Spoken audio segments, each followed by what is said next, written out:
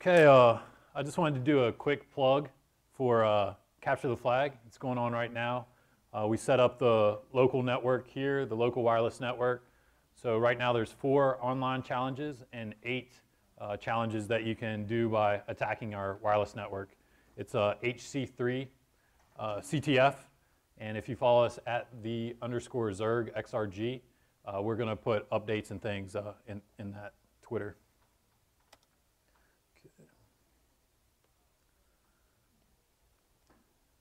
All right, my name is John deGruyter. This is my second time at Hack3rcon. My talk's going to be on Introduction to Linux Exploit Development. And this talk is a training session. You know, I don't have a new 0-day, or it's not going to be anything groundbreaking, but it's basic technical talk. Labs are available. There's a USB stick right here if you want the labs. Also at the Zerg, just tweeted download links for the labs as well, so you can download them. Basically, they're vulnerable Linux C programs and also walkthroughs to exploit each of those C programs. This talk is designed to introduce concepts needed to get started in exploit development. These are old school attack techniques. We're not going to talk about bypassing DEP, stack cookies, ASLR, packs for Linux. We're not going to talk about that. We're just going to forget all that today and go back in time and just kind of see how these things actually work. And why do we want to do this class? Because we want to learn how things work, right? But the real reason is because we want to be like this guy. Hack all the things. Some other reasons, we learn the fundamentals in order to move on to more complex techniques.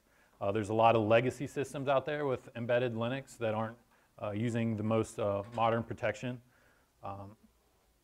And some of the new systems that do have kind of the modern controls don't implement them correctly.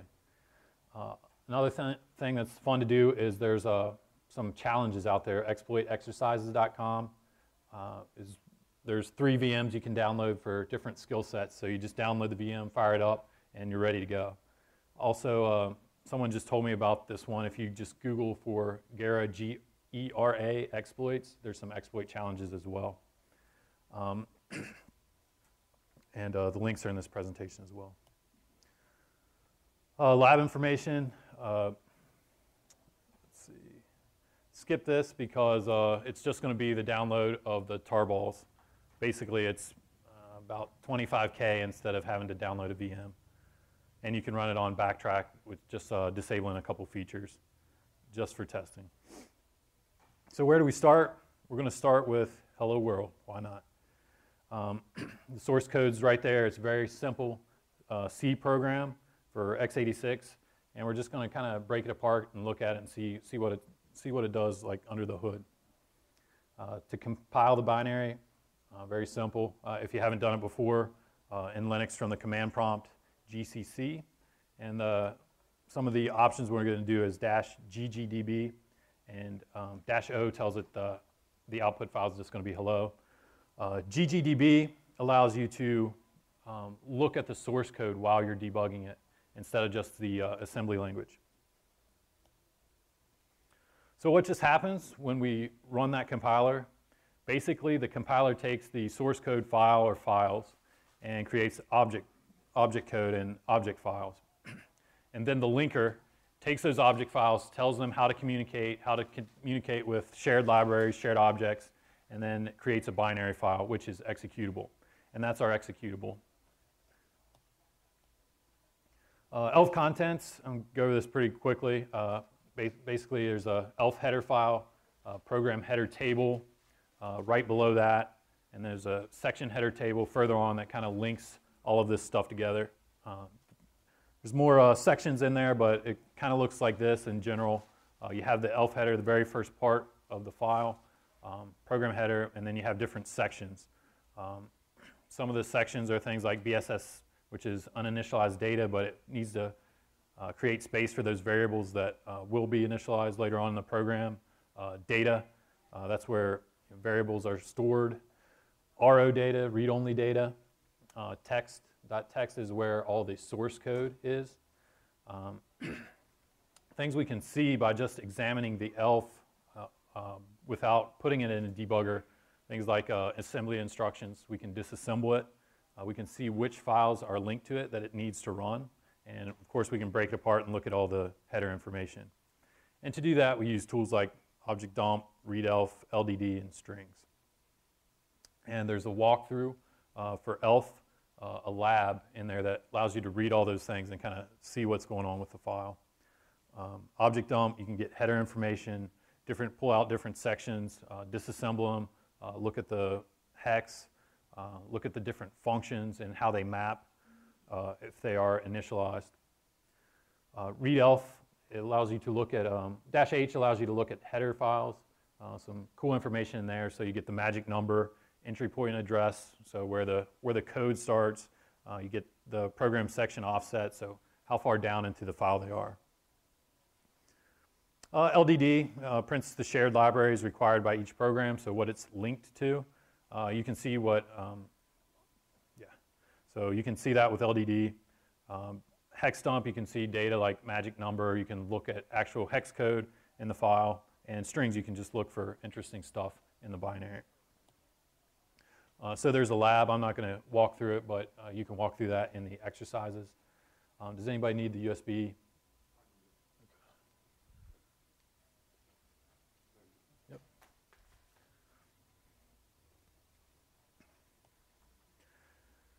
All right, so let's start with the basics. We're going to get into some assembly here. How many of you have used assembly, written assembly, reverse engineered? Anybody? A couple people. All right, cool. So, so the CPU has registers in it, which are small chunks of memory that's in the CPU that it operates on that can access these very quickly. Here's a list right here. Some of the main ones we're going to be looking at are EIP, which is the instruction pointer. That points to the next, points to the current instruction that's being executed by the CPU. ESP is the stack pointer. It points to the top of our stack frame, and I'll show you some illustrations of that here in a minute. EBP points to the bottom of our stack frame. EAX is the accumulator. Deals a lot with passing data to functions, passing data, getting data back from functions, getting results. These are general purpose registers, so from EAX on down, they can be used for various things, but in generally, this listing is what they're used for. Okay, so when we compiled hello, it created a binary, and it created an object file.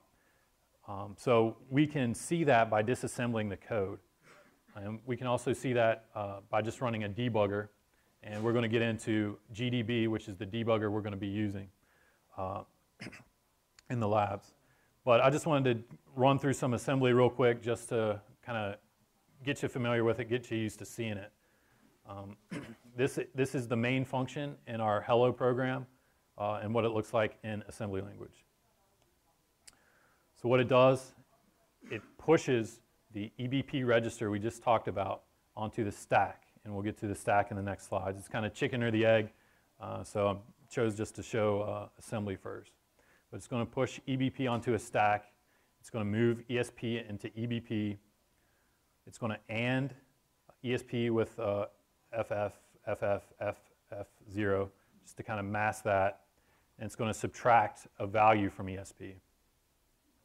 And it's going to move an address into EAX. And then it's going to move EAX into the value of ESP. Then it's going to call the printf function to print the string hello world, and then it's going to return. So what does all that mean? So we talked about the stack. So in the Linux process, the stack is a portion of memory that you can see toward the top there. But it's a data structure, and it's last in, first out. And the way they explained it to us in school was a stack of plates. And you can only take one plate at a time, right? So I can set one down, set one on top of it, set another one down, but I can't get that bottom one without pulling the ones off the top. So it's a last in, first out data structure, and it grows down in memory. So this part's a little confusing, but if you think of like a stalactite in a cave, how it grows down, That's what the stack does. When you add to it, when you push a value on top of it, it's going to grow further and further down in memory address space. It's used for passing parameters to functions and also holding local variables in the functions. It's also used for keeping track of function calls and being able to return back to another stack segment. And like I said, it grows toward low, shrinks down to high. And you can see the registers. EBP is the base pointer, so that points to the base of the stack segment that we're using. ESP points to the top of the stack segment that we're using. And if you have any questions, just feel free to ask me as we go along here. So this is a push instruction. So what happens when we pushed EBP? We talked about that in the assembly language. So what it does, it takes the value of EBP. Say this is our stack in phase 1. So EBP is at 0xBF FF F0. I'm sorry, BF FF0018. So that's the value of EBP. And ESP points to the top of the stack, so that's at address BF FF0008, points to the top. The value at ESP, we note that by if it's in parentheses, it's talking about the value of the register of what's contained at that address. So the value at this address is all ones, it's 8 ones. And the value of EAX is dead beef. Okay. So what happens when we push EBP onto the stack? Remember, it's a stack of plates, so we push this value onto the top of the stack. Okay. So a copy of EBP doesn't change, but the value gets pushed onto the top of the stack. And when that happens, the stack pointer, which points to the top of the stack, automatically increments up. But it's actually, remember, the stack grows down. So these memory addresses are actually inverted. So it's growing toward lower address space. So our ESP changed and our value at ESP changed, but nothing else changed. Okay, does that make sense?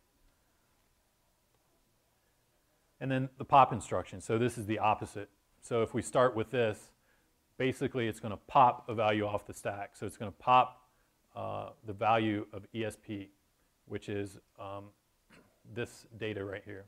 And it's going to pop that value into EAX. So pop EAX means pop off the stack into EAX. So it takes this value, stores it into EAX. EAX changes from this to this, and ESP goes down one value in the stack. So it goes back down to where it was.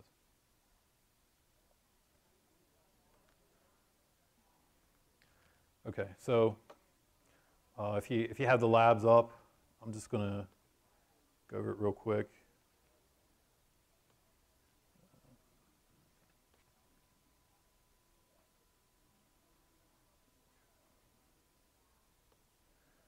I have a little cheat sheet here.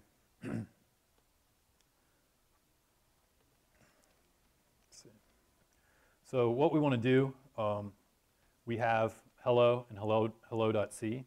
We can just compile it real quick, and these instructions are on the lab, but we're going to use gcc-o for hello. We're just going to name the binary hello. We're going to use the ggdb parameter to get the debugging symbols, and we're just going to give it hello.c, which is our source file. And what that does is overwrites the hello that we currently had. So now we have a binary file that we can run, and it's basically hello world. You see that right there. Okay, so what does that look like in a debugger? So we're going to use GDB, which is a debugger. I believe it comes with Linux. But we just do GDB hello, and that opens up that binary. And it doesn't run it. It's ready to run, but it just opens it up for us to look at. Some of the commands we can do are disassemble, or you can just type DISAS for short, disassemble main. And that shows us the assembly code of what we just looked at, the source code for. Right, push EBP, we know what that does, pushes EBP to the stack. Another thing, since we use the -ggdb, we can do list, which gives us the source code as well. So if we didn't have debugging symbols, we couldn't see that source code as well. So in GDB, you can work with things, you can work with the source code as well with those symbols. All right.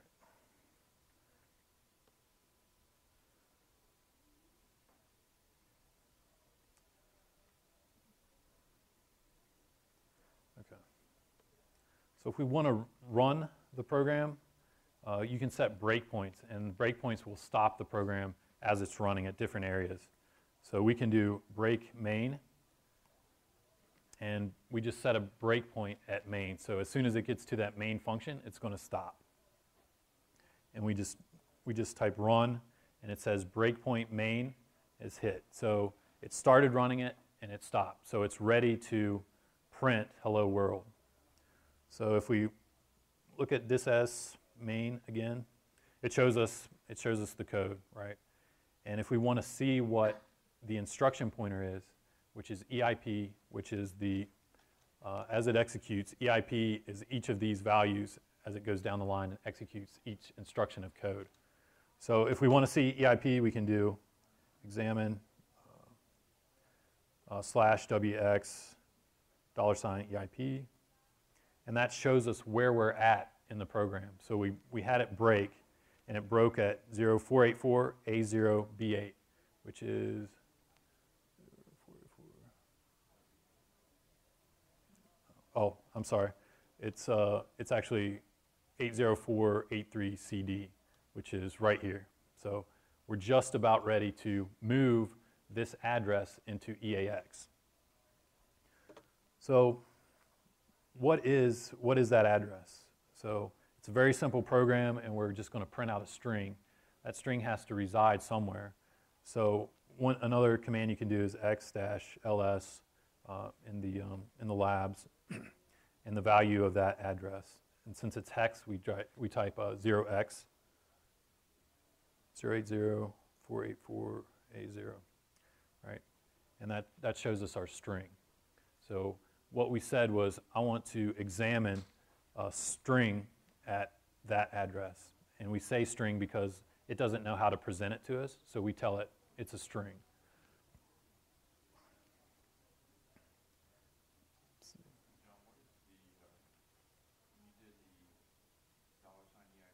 Mm-hmm.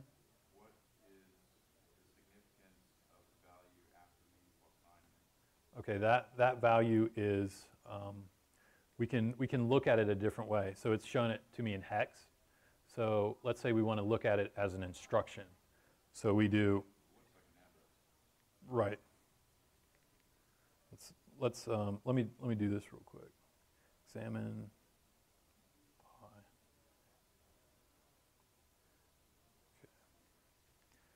Okay.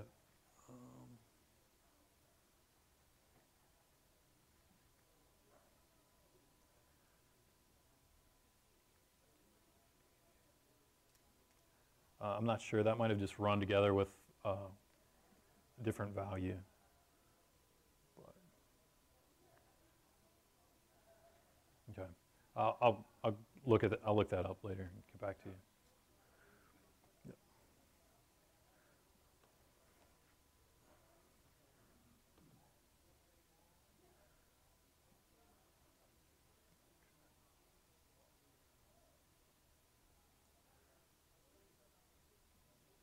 Okay, so there's some different things we can do. So examine, we can look at the next 10 assembly instructions, if we forget where we're at. Let me do that again.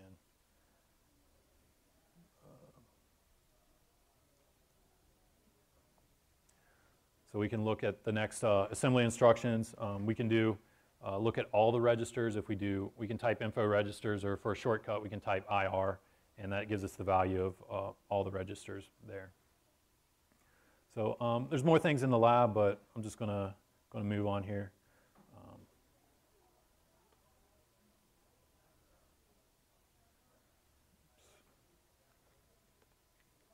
I'm doing it this way so I don't have to switch in and out of full screen with PowerPoint. Okay, function calls. So we saw that the hello world calls printf. So what happens when we call a function like that? Well, each function has its own section of the stack, and that's called the stack frame. So remember, we have our stack, and the section between EBP and ESP is used by the current function, and that's called a stack frame. So for example, we have main. Our main stack frame, that function uses variables and addresses between EBP and ESP. And then when printf is called, it shifts up. So EBP is going to shift up and ESP is going to shift up, and printf references variables between the base pointer and the stack pointer here. So whatever it needs to use to do this printf, it's going to be right there on the stack for it.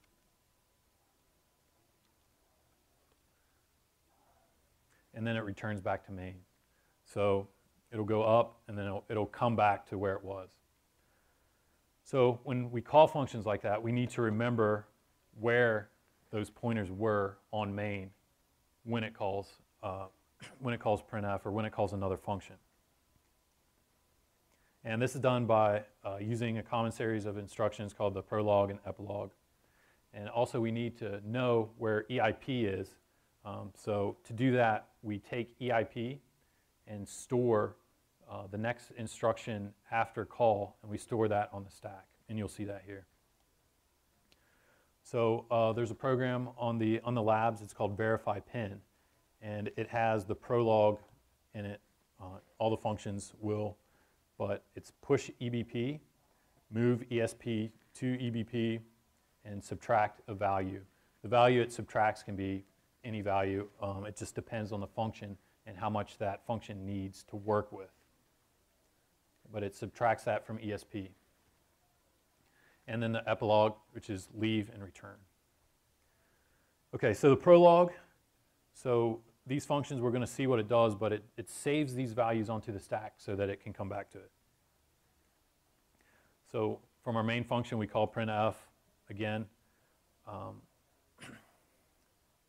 What it's going to do with EIP, right after this call, the next instruction, it's going to store that onto the stack, and that's going to be stored EIP.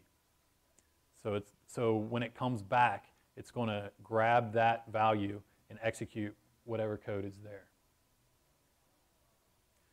Okay, so it pushes EIP onto the stack, which is our stored EIP, which is right after the call value, also known as our RET or return address. And then the prologue happens. So it's going to push EBP. So it's going to push the value of EBP onto the stack, right? And then ESP moves up. And then it's going to move ESP, the value of ESP, into EBP, which makes that match. So the value of ESP got moved into EBP, so now it points to the same location. And then it's going to subtract a value from ESP. And remember, subtracting moves up the stack because it's growing down. So whatever value it subtracts, maybe it's the length of the local variable or it's the length of an argument. So that's how much it knows to subtract. So now the printf function from hello world would work within this stack frame. And just keep in mind we have stored EIP and we have stored EBP here as well.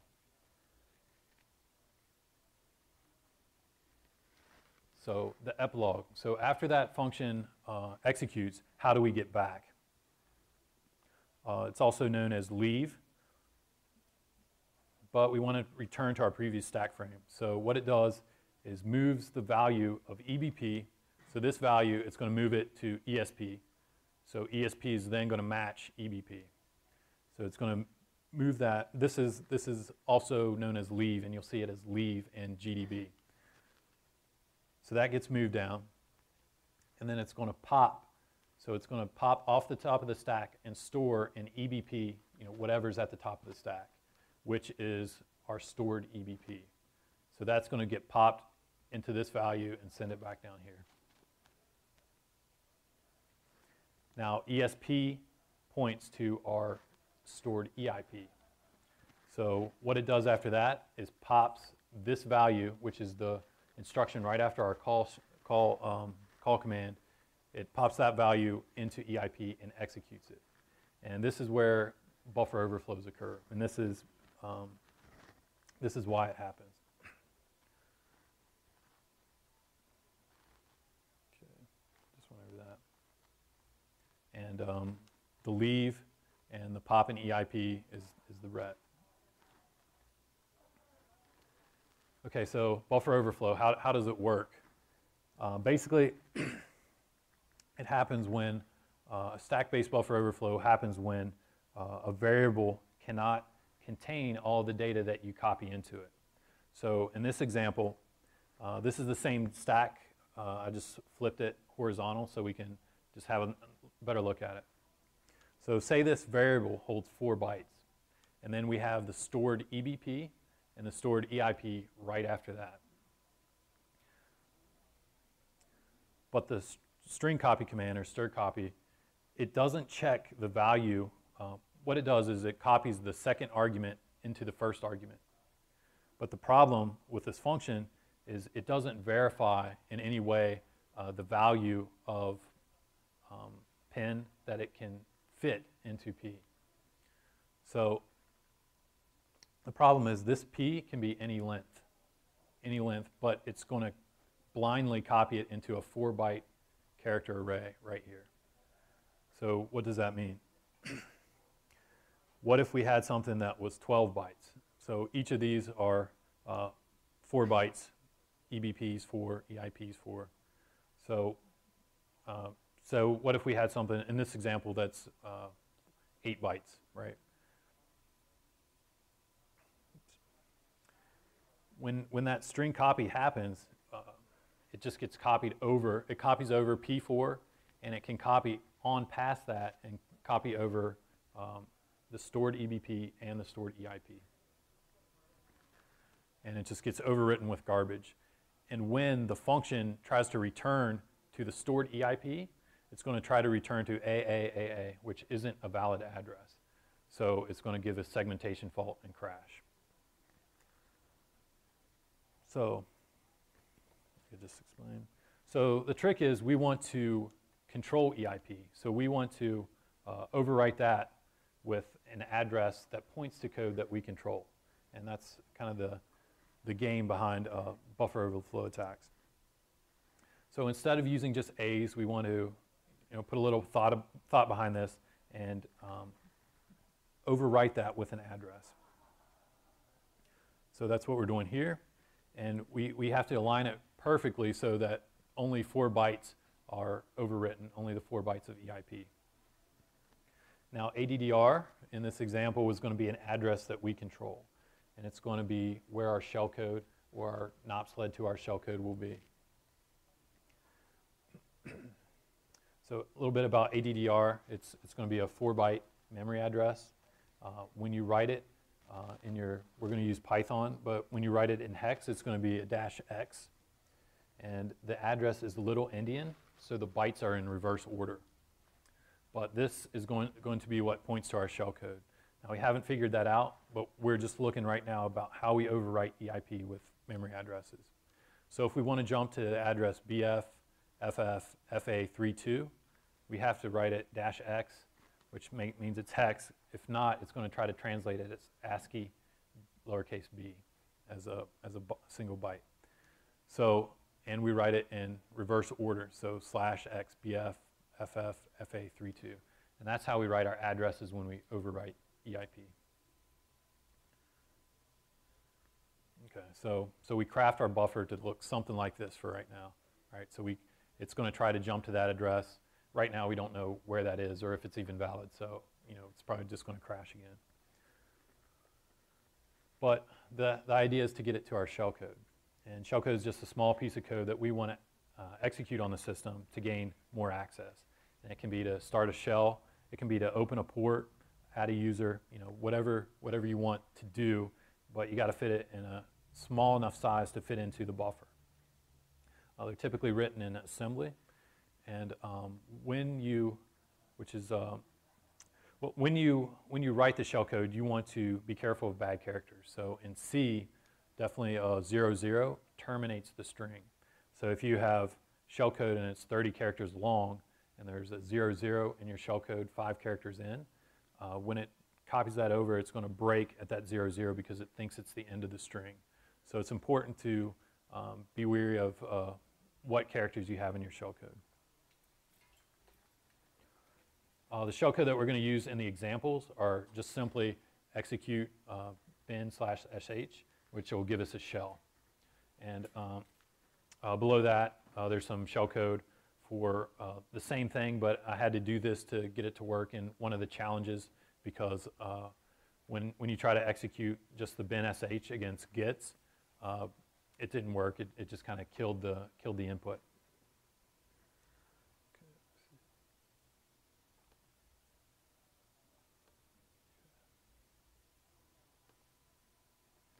Okay, and shellcode example, I mean, this is just something you can download from exploitdb.com. But basically, you see the hex, that's the string that we just saw. And beside it, sometimes they'll put the assembly instruction. So this is what it's doing in assembly, and this is the string we want to use. So this isn't that important to us right now. Okay. So getting shellcode, where can you get it? Metasploit framework, MSF payload. You can use that to generate your own shellcode, and MSF encoder will encode that for you. Another nice tool is Mitasm for creating assembly instructions. So if you want to jump 4 bytes, you can use Mitasm to get those hex characters that you need to jump 4 bytes, or vice versa. And Metasploit has Mitasm shell.rb included as one of the options, or one of the tools within Metasploit, which is pretty nice. NOP is another important instruction. So basically, it's an assembly instruction that does nothing. It's hex 90. EIP, if it sees NOP, it's just going to continue to the next instruction. So you can use it for padding like we do in buffer overflow. So we can have, in this example, like 1,000 NOPs and then our shellcode. So when you jump, you don't have to jump directly to the address. You can jump somewhere in the middle of the NOP sled, and it'll slide all the way to our shellcode and execute.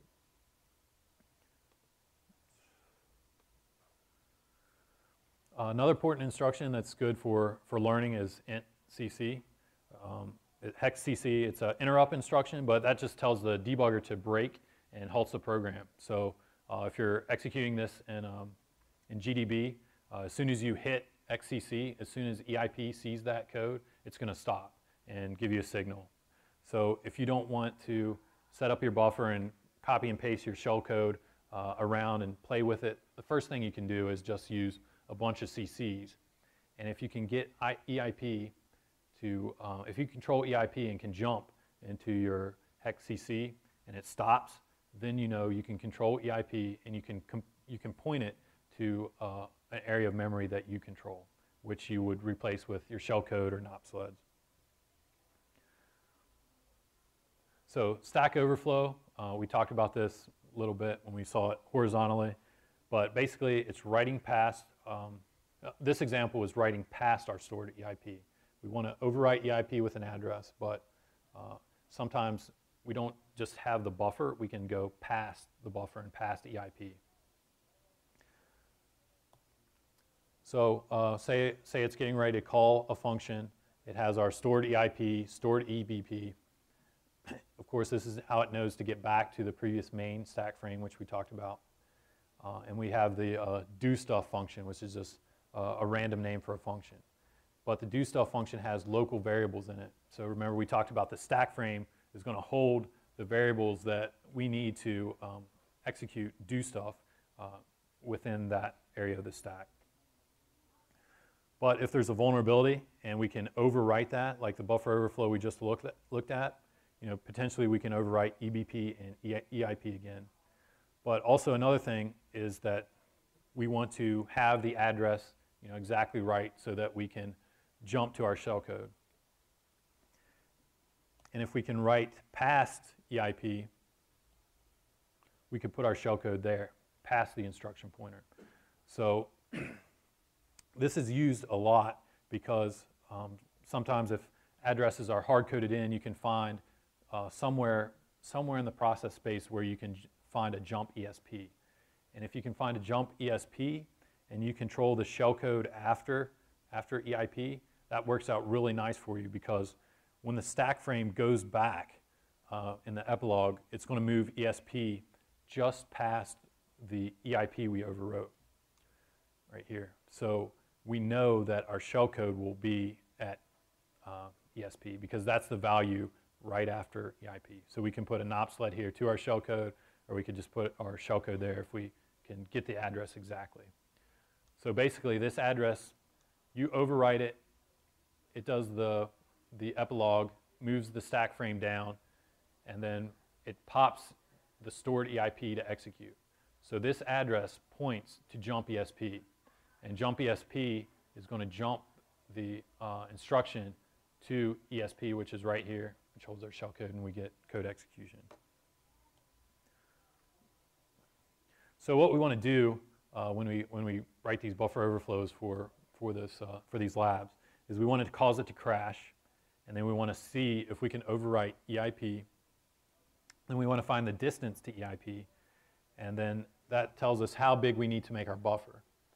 And then we got to figure out where we can store our shellcode. Is it inside the buffer? Is it past EIP? Or is it somewhere else completely? So when we find that out, we put our shellcode there, and we point EIP to our shellcode or our NOP sled. Okay, to do this, we're going to be using Python.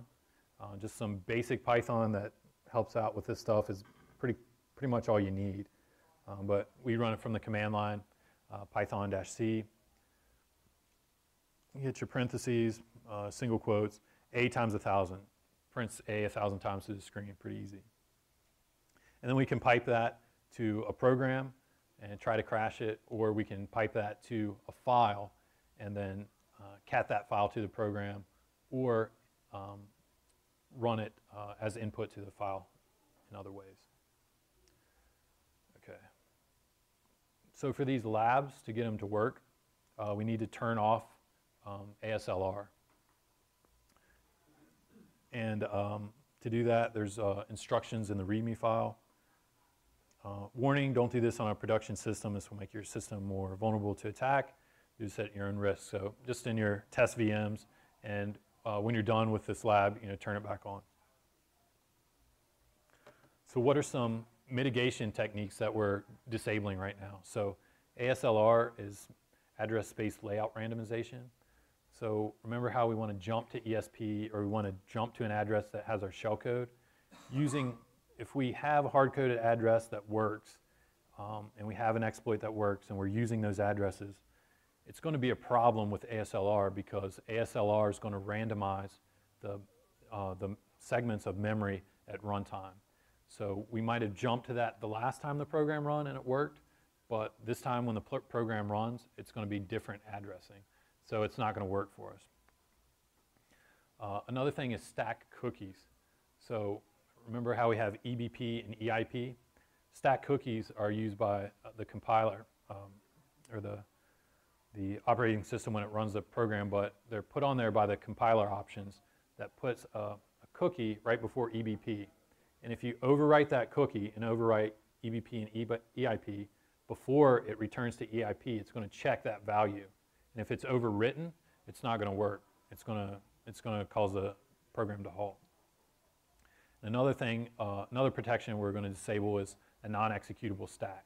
So with a non-executable stack, that section of memory that we're jumping to where our shellcode is going to be isn't even executable. So we're going to turn that off as well. Disabling ASLR, to check if it's on, as root, you cat /proc/sys kernel randomize VA space. Now if that's a 2, which it likely is, ASL is turned on.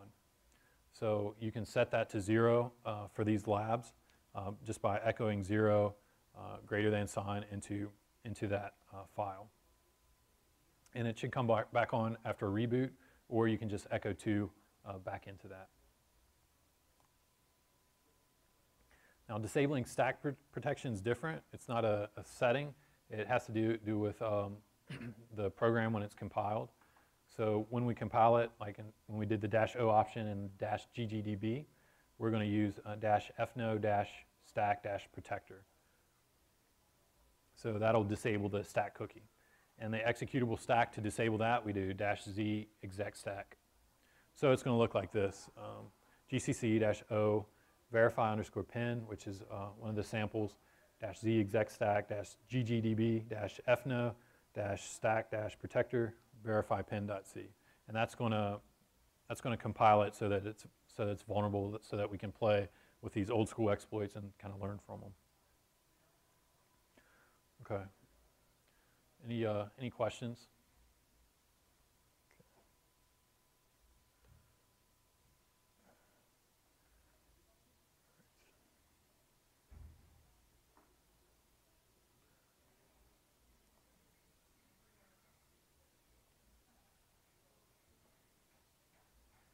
Okay.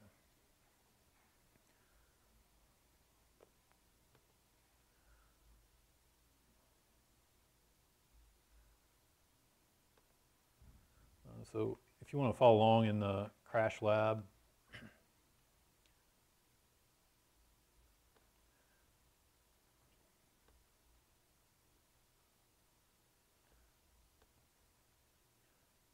so the challenge here is to get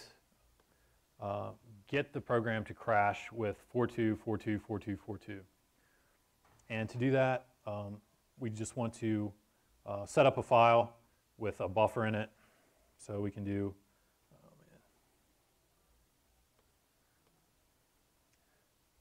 Python.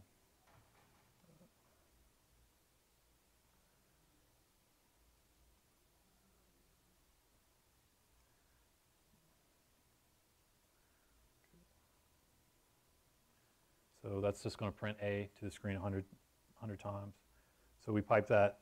We can pipe that to a file.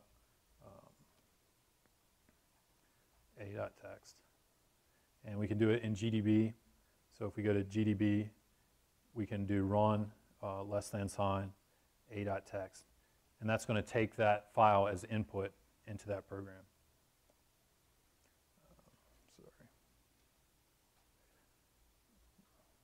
Sorry, I'm going to do GDB welcome, which is the first challenge.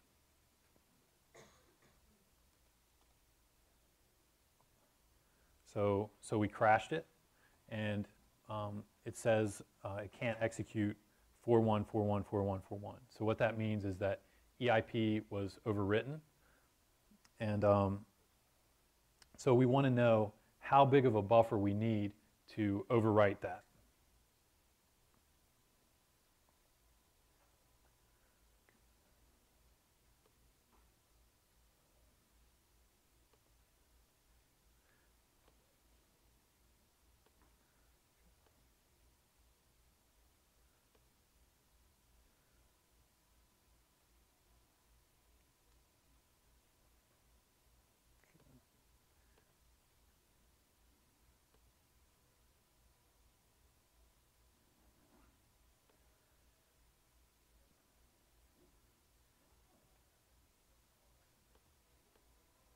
All right, and we can do this by doing different values. Instead of doing 100, we can chop it down to 50 and then 75, and just kind of do it by process of elimination.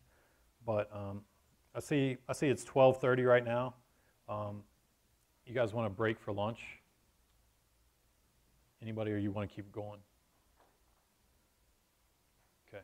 All right. I'm just going to keep going then. All right, so that's an exercise. That's an exercise for you to do to try to get that to come up correctly.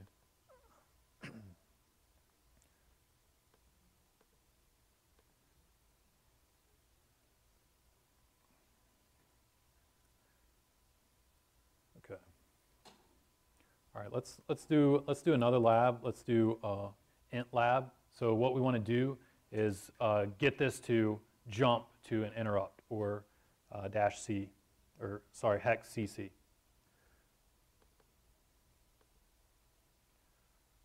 Okay, So to do that, the answer for the last lab is actually in this one.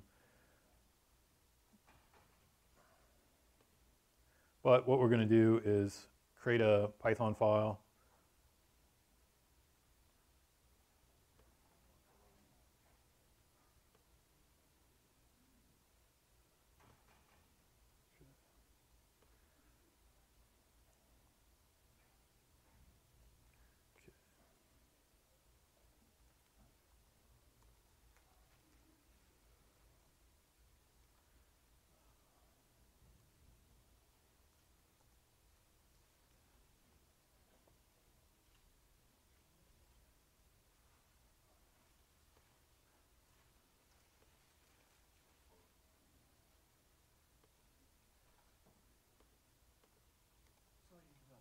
Yeah.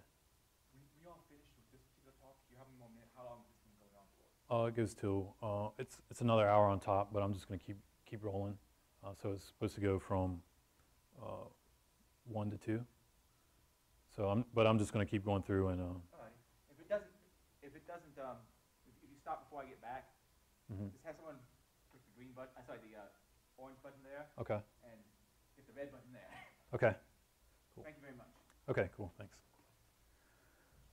Okay. So what we want to do is create a buffer that is going to overwrite EIP and that's going to write a bunch of interrupt commands. So we do that. So that's going to look like that. So that's what our buffer is going to look like that we're going to send to it. So we're just going to pipe this into a file. We're going to call it b.text. We're going to run GDB again with welcome.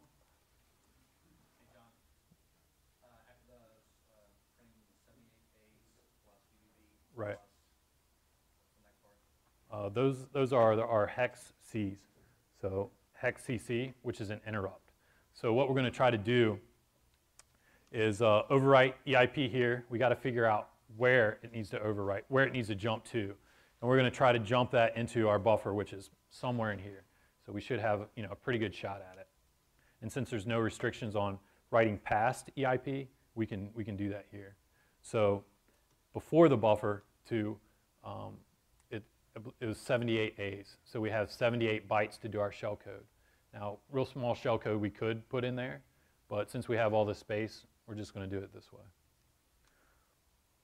So we're going to run GDB welcome again, and then we're going to run it with b.text as input.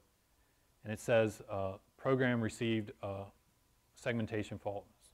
So we crashed it at 424242. So we're overwriting EIP exactly with our B's. So let's do this again. So I want to look at main, and I want to break right after the vulnerable function. And we know it's string copy. I'm sorry, it's gets. So we have our gets instruction here. So I want to break right after this call because this has just, this vulnerable function has just messed up our buffer. So right after this, I want to look at it and see how it overrode it and where I can put my shellcode. Yeah.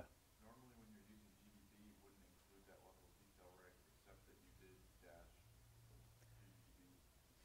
GDB. No, it will include this. It will include the assembly.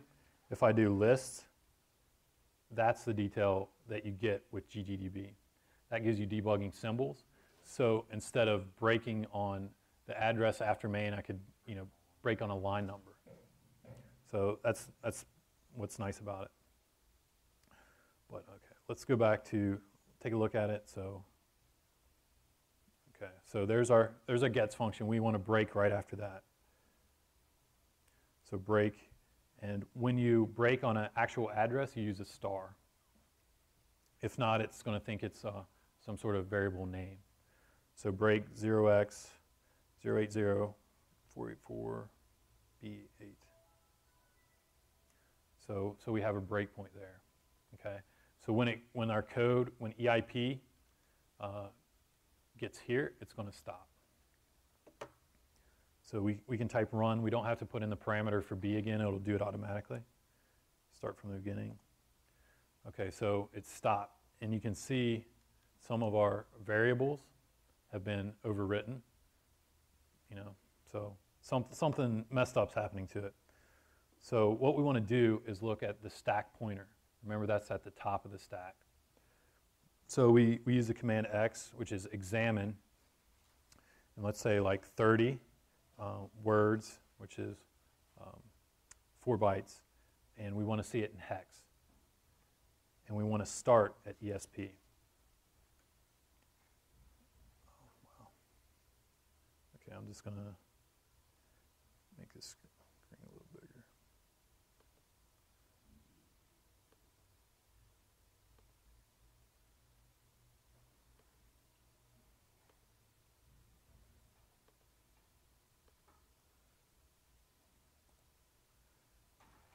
Okay, that's kind of hard to see.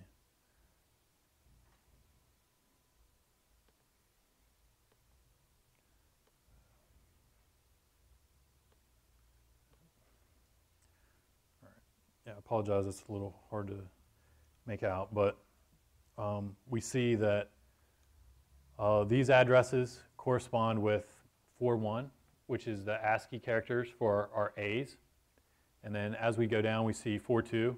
So these are our B's right here. And then after that, we start to see our C's, which is our buffer, right? Which is that long section of C's we added right after that. So really, we can pick any address. So let's say BF, FF, F4, F0. If we jump to this address, override our B's, so when EIP returns, it's going to jump right here to this address. And it's going to hit XCC, which is an interrupt instruction, so it's going to break. F4, F0, right?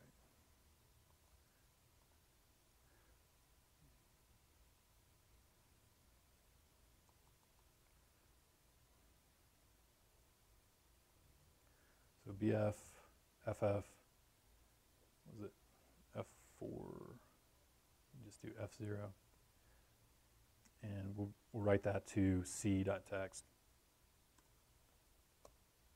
Okay, so now we have another buffer. And this one, instead of B's, it's not going to crash on 42, 42, 42, 42. It's going to jump to that address, which hopefully will land in our C's.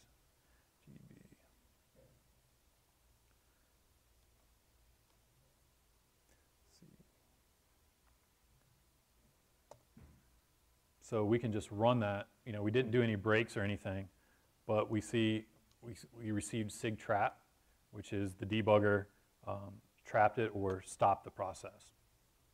So now where are we? We're at that memory address we jumped to. We're right there in our code execution. And we can do examine the next 10 instructions starting at EIP. And you see there that these are interrupts. We examined it as an instruction.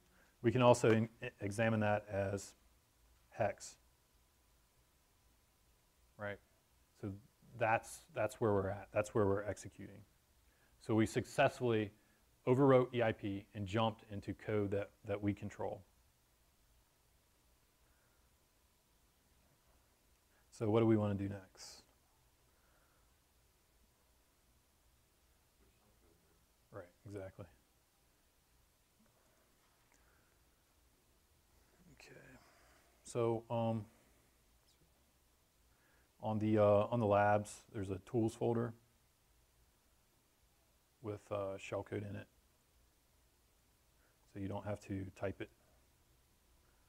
John, don't you want to determine how big that buffer is, so you know how much shellcode you can jam into? Yeah, you do.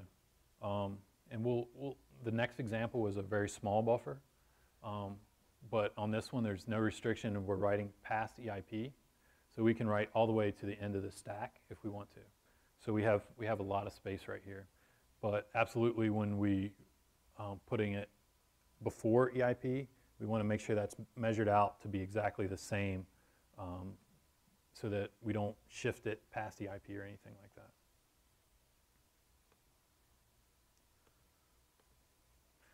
Okay. So we're going to get rid of these C's. We're going to put some NOPs there, 300 of them.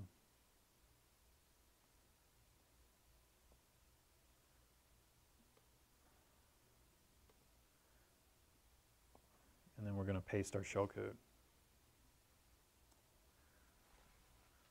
Okay, that looks somewhat right.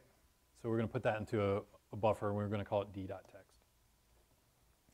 So again, we're going to run gdb, welcome, run, right, so c.text, right now, sorry, d.text. So this should execute that shellcode, which is bin.sh. So it executes, we see it executes a new program, bin.sh. So basically we broke out of code execution and jumped and redirected it to do what we want, which is execute shell. Now, what does this look like outside of GDB?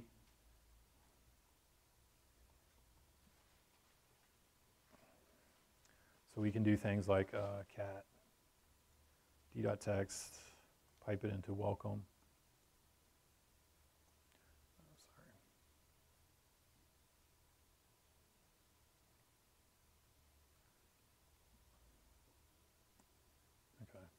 I think that's not going to work, but something else might. Hold on.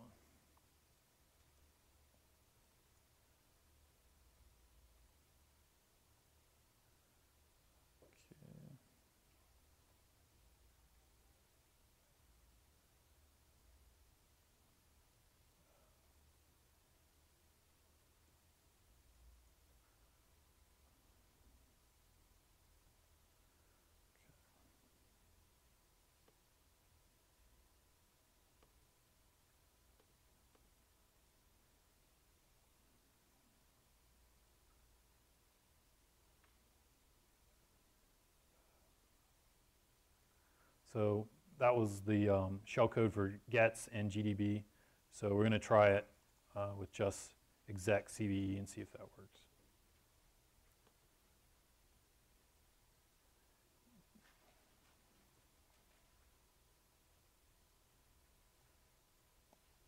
It doesn't. So I'm not going to mess with it anymore. I'm just going to move on. But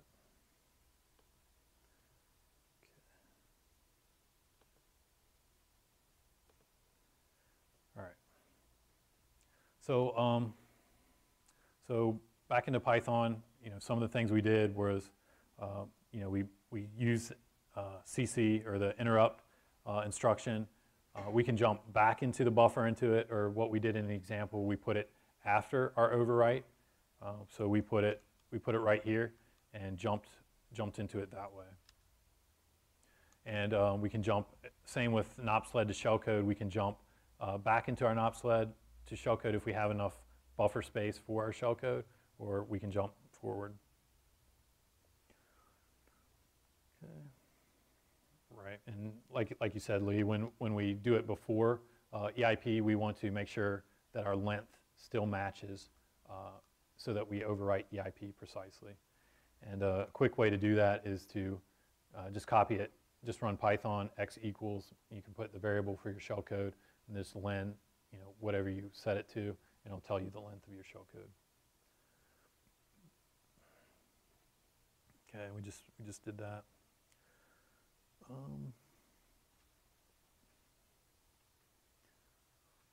Another way to do this, Metasploit has a tool in there called pattern create, which is very nice for creating these buffers. So before, when I was trying to figure out what the length of the buffer was, instead of doing 100, 50, 75, and just kind of doing it manually, you can do a cyclic pattern, which is basically if you pick like 3 or more of these characters, they're going to be unique within this substring. So we create a pattern of 100 bytes, and it will create this for us. And we crash it, and when EIP, when it gives us an error, we're going to see what overwrote EIP. And so if it's AC0 AC, we can take that value and put it in a program that they provide called pattern offset, and it'll tell us how far into it was. So it'll tell us it was 80 characters in, or it was 30 characters in.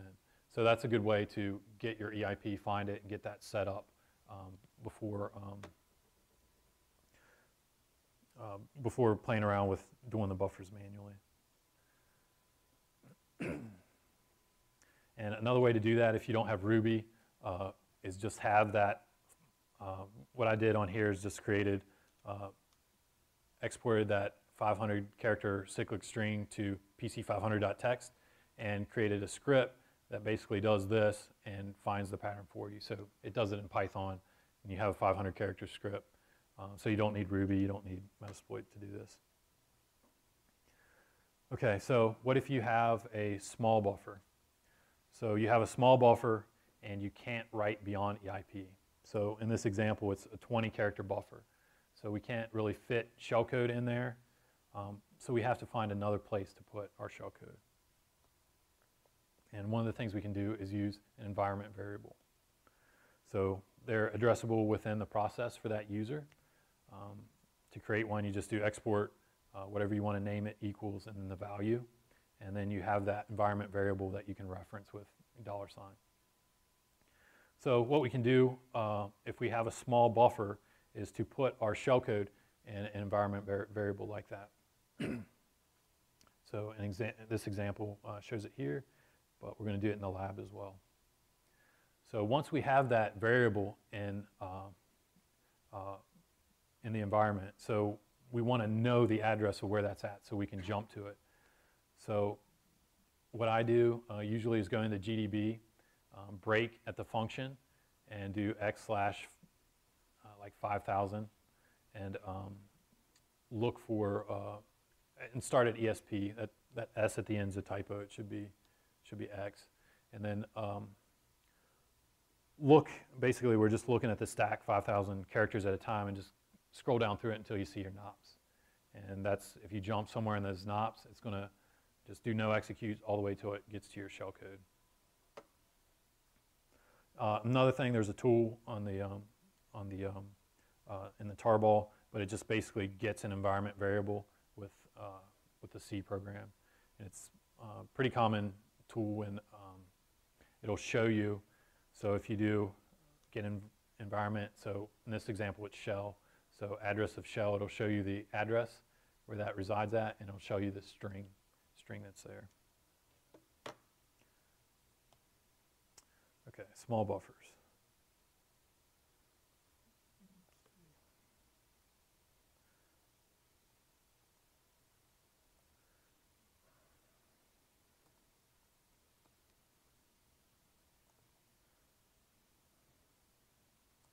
So what this program is just basically, it takes a pin number. This is just something I wrote pretty quick, but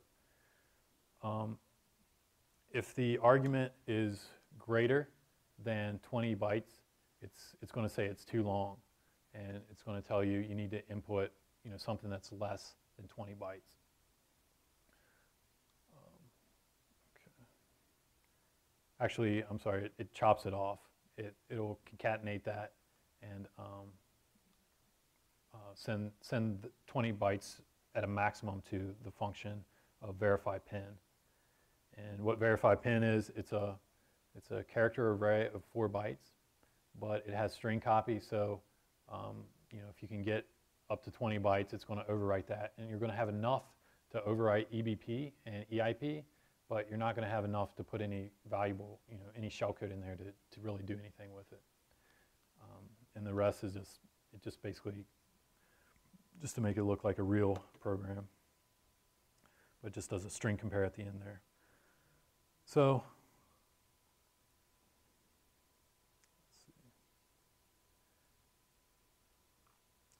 basically we want to create an environment variable. My shell equals,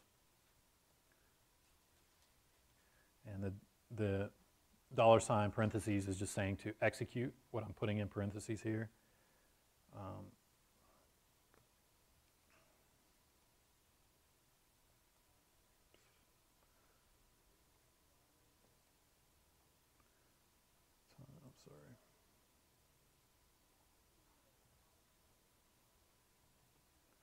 So we're going to print 1,000 NOPs plus shellcode.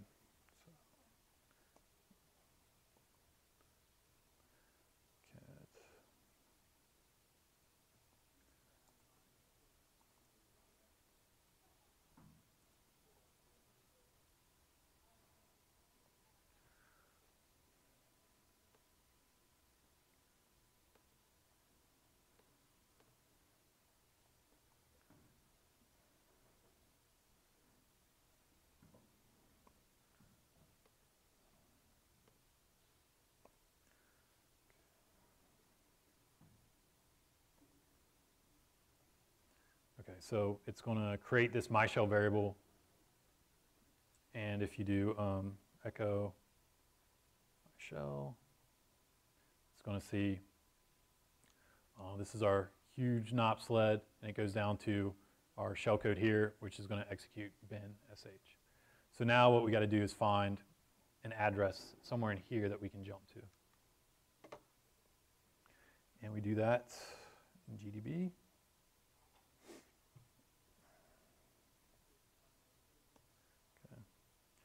So main, we have our verify pin function. So I'm just going to break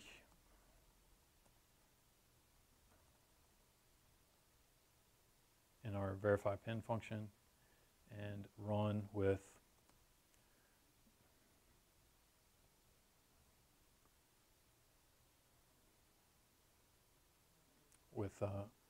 it's 24 bytes. And I'm just going to continue it for the first time, but 454545, we know we're overwriting EIP, and 45 is E. So that's where we want to put our address. But we also want to see our shellcode, so let's run it again. So we ran it and broke. What I usually do is examine 5,000 words of hex starting at ESP. And it usually gets you to it pretty quickly. There's some A's. Okay, so here we are in our NOP sled. So we can just basically pick one of these addresses, and since it's ASLR, it's not changing when it starts up. Any of these will work. So run, instead of what we had last time, we can just do Python. Oops, sorry.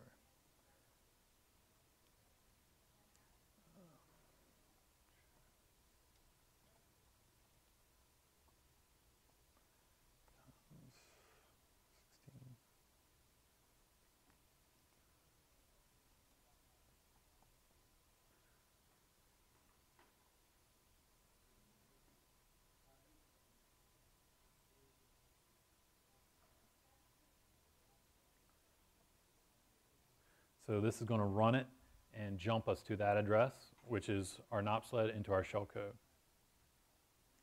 And looks like I'm missing something here. Where do you get the 16, because when we crashed it the first time, it was, I believe it was at, yeah, the first four, A, B, C, D, right? And we crashed at E, so 4 bytes for each of those, so 16. That's how big the buffer is before we overwrite EIP. And I could have found that by trial and error or doing the cyclic patterns and finding out where it overwrites. So if we run this, and we have the breakpoint, so we just continue, and it executes a shell for us. Okay.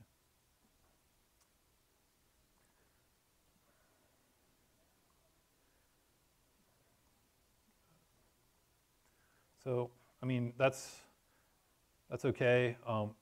You know, we're at root, but the issue is like when you find programs that have a set UID, so they run as the user ID, which might be higher privilege than you are. So if we look at these are all ran by root, right? Ran as root. So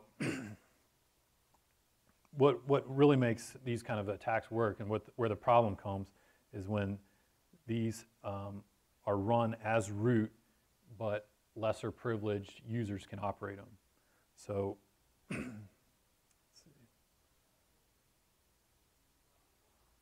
mean like a set UID or a set GID? Yeah, exactly. So if we do cmod, gmod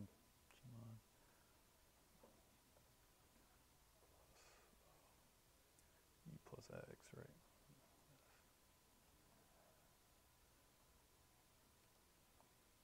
Right, so this verify pin is going to run as root, no matter which user runs it. So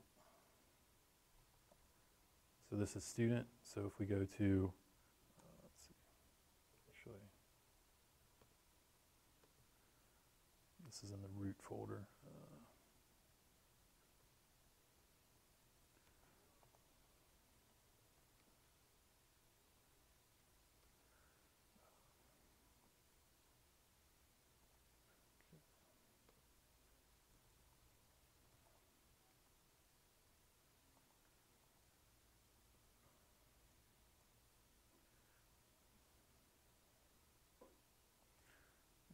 So that process now is running as root. So if I can exploit that as a user and basically hijack control of that program and get it to do what I want, then I get root. So the same exploit works. Let's see.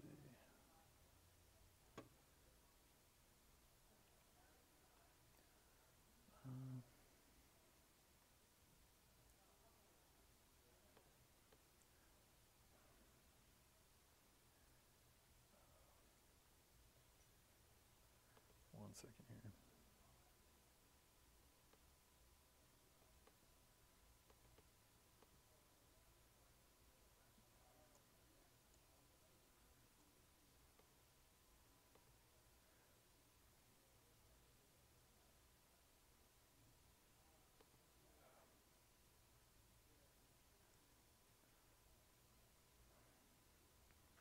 So student shell.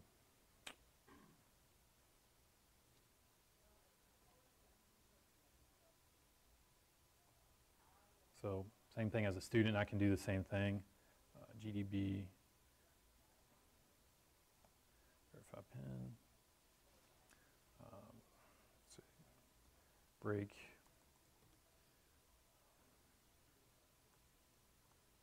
Break verify pin. Run. Examine. 5,000 words X. ESP. Sorry. Got to run it.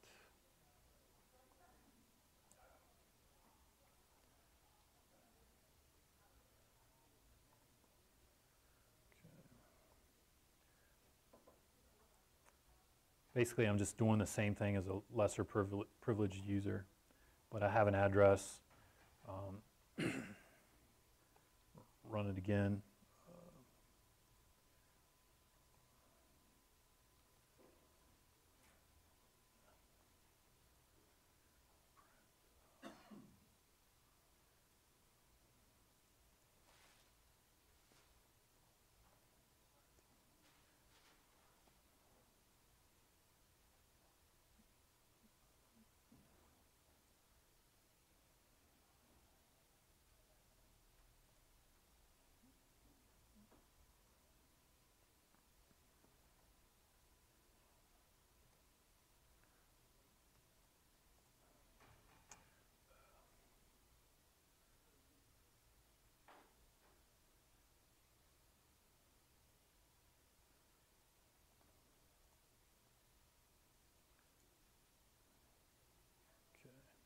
So run it again. I get shell. It doesn't give me root access here. Let's try it. Let's try it from the command line. That might be because it's in a debugger. So same command. Python.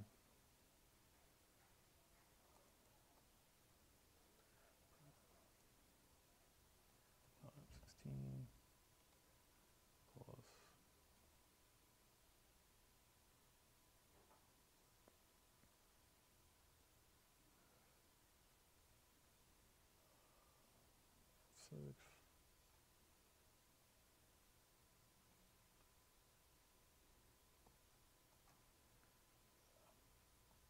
I forgot something there.